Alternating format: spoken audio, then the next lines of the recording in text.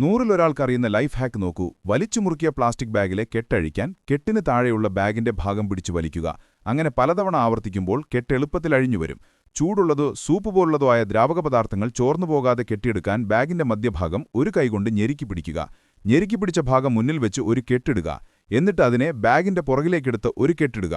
ഇങ്ങനെ കെട്ടുന്നത് ദ്രാവകങ്ങൾ പുറത്തേക്ക് തെറിച്ചു പോകാതിരിക്കാൻ സഹായിക്കും. പുതിയ സോക്സിലുള്ള ടാഗ് അറ്റാച്ച് ചെയ്തിരിക്കുന്ന മെറ്റൽ ക്ലിപ്പ് വലിച്ചെറിയരുത്. ഈ ക്ലിപ്പ് ഉപയോഗിച്ച് തുന്നലിന്റെ ഏറ്റവും മുകളിലത്തെ നൂൽ കണ്ടെത്തുക. ഉൽപ്പാദകർ ബാക്കിവെച്ച നൂലിന്റെ അറ്റം കണ്ടെത്തി ഒന്ന് വലിച്ചാൽ ടാഗ് എളുപ്പത്തിൽ ഊരിപ്പോരും. കത്രിക ഉപയോഗിക്കേണ്ട ആവശ്യമില്ല. പലപ്പോഴും പമ്പ് തിരികെ വയ്ക്കുമ്പോൾ അതിൽ ബാക്കിയുള്ള ദ്രാവകം തെറിച്ചുപോകാറുണ്ട്. അതൊഴിവാക്കാൻ പമ്പിന്റെ തലയിൽ ബാക്കിയുള്ള ലോഷൻ ആദ്യം കുപ്പിയിലേക്ക് ഞെക്കിക്കളയുക. ശേഷം പമ്പ് തിരികെ തിരിച്ചുവെക്കുക. ഇങ്ങനെ ചെയ്താൽ ലോഷൻ നഷ്ടപ്പെടില്ല. അരിസഞ്ചിയുടെ അടപ്പ് തുറക്കാൻ പല്ലുപയോഗിക്കരുത്.